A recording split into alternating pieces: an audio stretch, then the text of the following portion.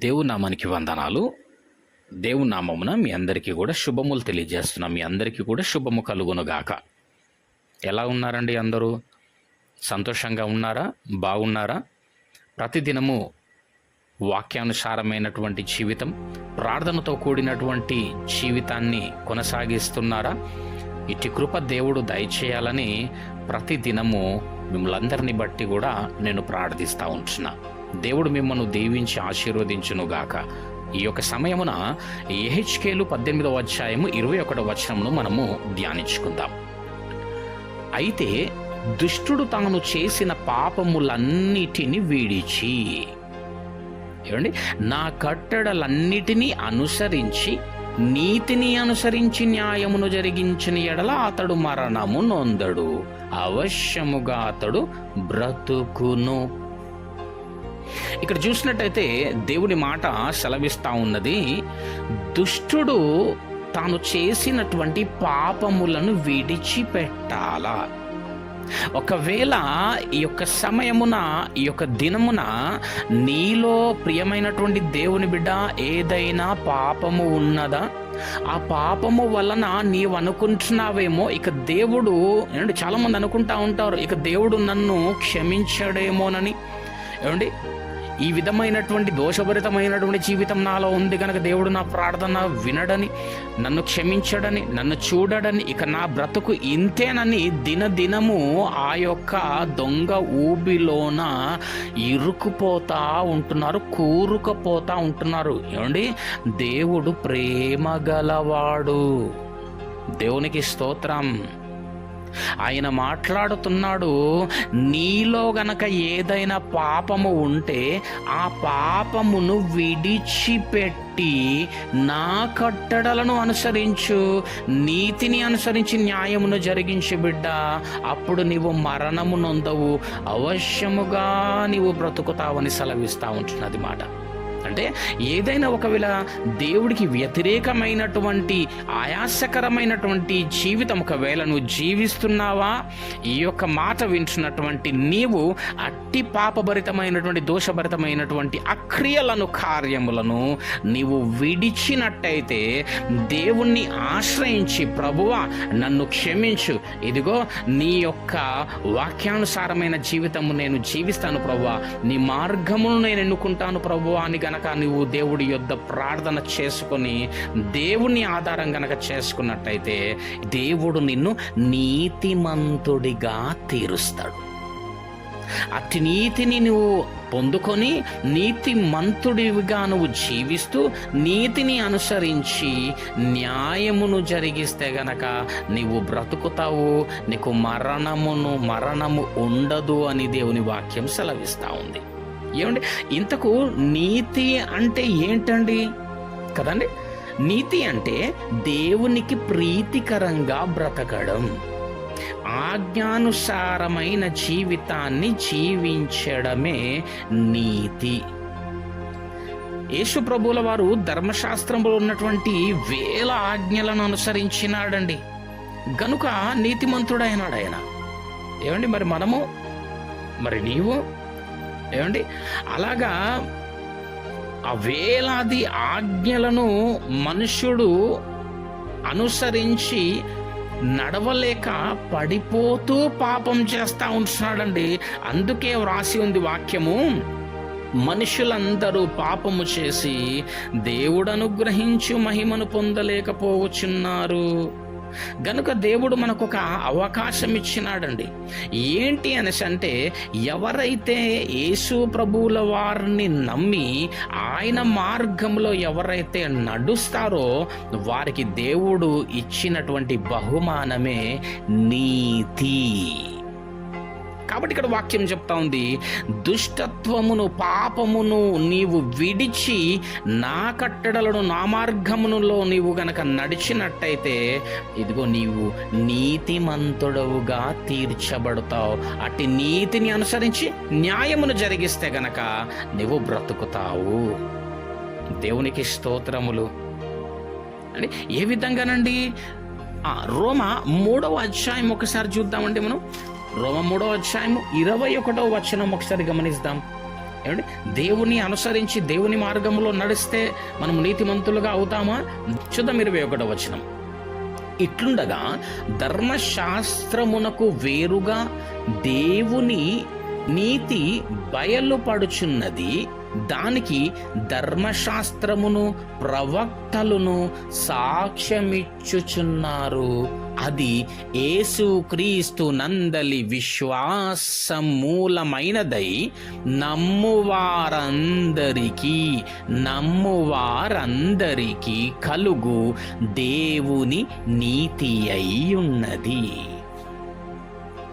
కాబట్టి నీవు దేవుణ్ణి విశ్వసించి దేవుని మార్గములో గనక ఆయన ఆజ్ఞలను, ఆయన యొక్క కట్టడలు ఏవైతే వాక్యము ద్వారా నీకు సెలవివ్వబడినవో అట్టి విధంగా గనక నువ్వు జీవించిన వాడవైతే గనక దేవుడు నిన్ను నీతిమంతుడుగా తీరుస్తాడు. ధర్మశాస్త్రం లేనప్పుడు కూడా అబ్రహాము దేవుణ్ణి నమ్మినాడంతే. ఏమండి, అబ్రహాము దేవుణ్ణి నమ్మెను, అది అతనికి నీతిగా ఎంచబడెను. నీవు ఆజ్ఞలన్నిటినీ వెంబడిస్తే ఆజ్ఞలన్నీ కూడా నీ నీతి మార్గంలో నడిపిస్తాయి. కానీ అక్కడ అందరూ కూడా ఫెయిల్ అవుతా ఉన్నారు. కాబట్టే యేసయ్య అంటున్నాడు ఏందనసంటే, జస్ట్ ఫాలో మీ, నన్ను అనుసరించి నడవండి. అట్లాగా దుష్టుడు తాను చేసినటువంటి పాపములన్నిటినీ విడిచి ఆయన కట్టడలను, ఆయన చెప్పిన మాటలను, మార్గమును అనుసరించి, అనగా నీతిని అనుసరించి న్యాయమును జరిగిస్తే అతడు మరణమునొందడు, అవశ్యముగా అతడు బ్రతుకును అని చెప్పబడతా ఉంది. ఏమండి, అవశ్యముగా బ్రతుకును. ఏం బ్రతుకది అనేసి అంటే, రెండవ మరణం అనబడేటటువంటి ఆ నిత్య నరకాగ్ని నుండి తప్పించి నిత్యము బ్రతికే ఆ నిత్య జీవమును అనుగ్రహిస్తాడు అని. దేవునికి స్తోత్రములు. ఏమండి, పాపములోనే మరణించడం దేవునికి ఇష్టం లేదండి. పాపి పాపమును విడిచి నీతిని జరిగించుట ద్వారా జీవించాలన్నదే దేవుని యొక్క అభిష్టమై ఉన్నది. ఈ పాపాన్ని ఈ పాపాన్ని ఎలా విడిచిపెట్టగలం? ఎలా జయించగలం? జ్ఞాపకం పెట్టుకోవాలా, అది నీ వలన మాత్రం కాదు, అది దేవుని వలన మాత్రమే సాధ్యము. నిన్ను పాపము నుండి విడిపించి నీతిమంతుడిగా చేయగలవాడు ఆయన మాత్రమే, ఆయన వాక్యము మాత్రమే. వీటికి మాత్రమే, దీనికి మాత్రమే సాధ్యమై ఉన్నది, నిన్ను పాపము నుంచి విడిపించి నీతిమంతుడిగా చేయడం అన్నది. కీర్తనలు ఒకసారి వెళ్తామండి. కీర్తనలు 119వ అధ్యాయం అండి. మళ్ళీ చెప్తా ఉంటున్నాను. నీవు పాపమును జయించాలన్నా, పాపము నుండి విడిపింపబడాలన్నా, పాపమును విడిచిపెట్టి దేవుని యొక్క మార్గములోనికి వచ్చి నీతిమంతుడవు కావాలా అనేసి అంటే నీ వలన కాదండి. ఎందుకు చెప్తున్నాను అనేసి అంటే, నేను పలానాది విడిచిపెట్టి నా తర్వాత నేను దేవుడి యొద్దకు వస్తాననుకుంటారు, పలానాది మానివేసిన తర్వాత నేను దేవుడి యొద్దకు వస్తానండి అంటారు. అందుకే చెప్తున్నాను, అట్లాగా నీ వలన కాదు. ఏమండి, చూడండి ఒకసారి 11వ వచనం, 119వ కీర్తన 11వ వచనం. అవునా కాదా చూద్దాం. నీ ఎదుట నేను పాపము చేయకుండునట్లు. ఏమండి, ఇప్పుడు చెప్పబడుతున్నట్టు మాట అది కదా. ఏంటి?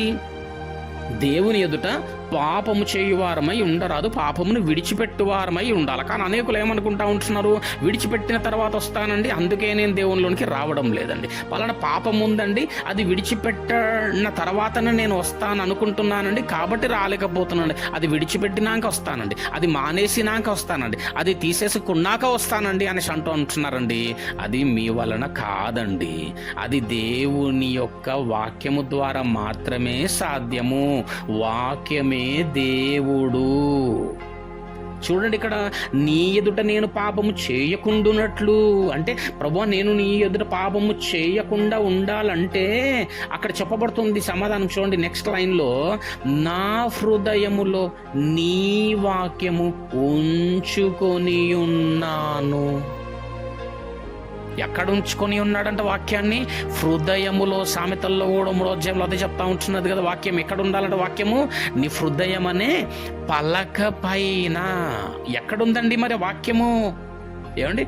ఏ బీరువాలోనో, ఏ షెల్ఫ్లోనో, ఏమండి నువ్వు పడుకునే ఆ మెత్త పక్కనో, ఏమండి అక్కడ కాదండి ఉండవలసింది వాక్యము.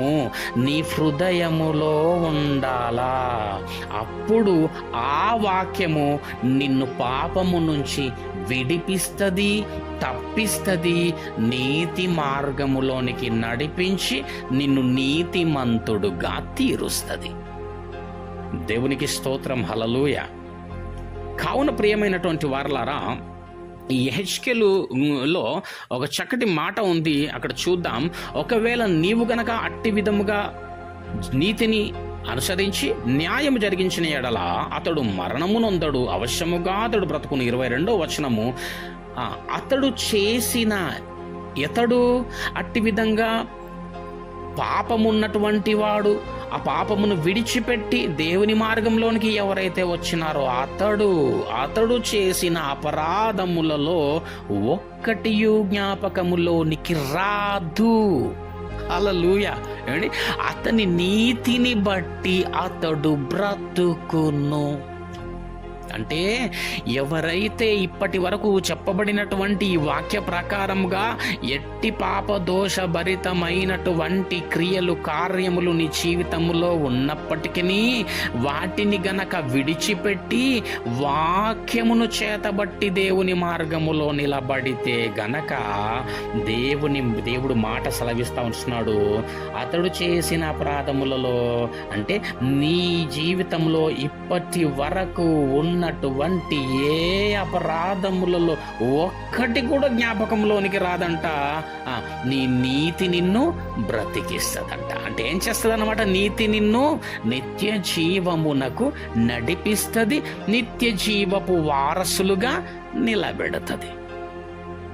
ఇది దేవునికి ఇష్టమై ఉన్నది. నీ ఆత్మ నశించుట దేవుడికి ఇష్టం లేదండి ప్రియమైనటువంటి వారలారా. కాబట్టి 23వ వచనంలో కూడా చూద్దాం ఒకసారి. దుష్టులు మరణము నొందుట చేత నాకేమాత్రమైన సంతోషము కలుగునా? ప్రశ్నిస్తున్నాడు దేవుడు అక్కడ. Question mark. ఏమండి కదా? దుష్టుడు ఆ దుష్టత్వంలోనే మరణించడం నాకేమైనా సంతోషం కలుగునా? వారు తమ ప్రవర్తనను దిద్దుకొని బ్రతుకుటయే నాకు సంతోషము. ఇదే ప్రభువగు యెహోవా వాక్కు. ఏం చేస్తుండాలంట? మన బ్రతుకులను ఏం చేస్తుండాలంట? దిద్దుకొని వారమై ఉండాలా. మన ప్రవర్తనను దిద్దుకొని వారమై ఉండాలా. అతి విధంగా విన్నటువంటి మాట చొప్పున నీవు అనుకొనకు, నేను పడిపోయినాను ఇక లేవలేనేమోనని, ఇంకా చూచువారు లేరని, ఇక కాపాడువారు లేరు అని. ఏమండి? దేవుడు నీకు తోడుగా ఉన్నాడు.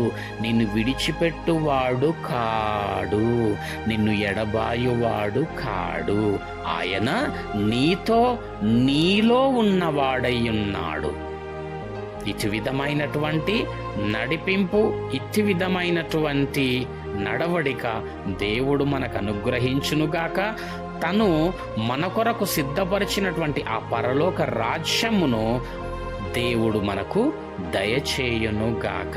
ఈ విధంగా వాక్యమును చేతబట్టి పాపమును విడచి మరచి దేవుణ్ణి అనుసరించి నీతిమంతుడవుగా తీర్చబడాలా.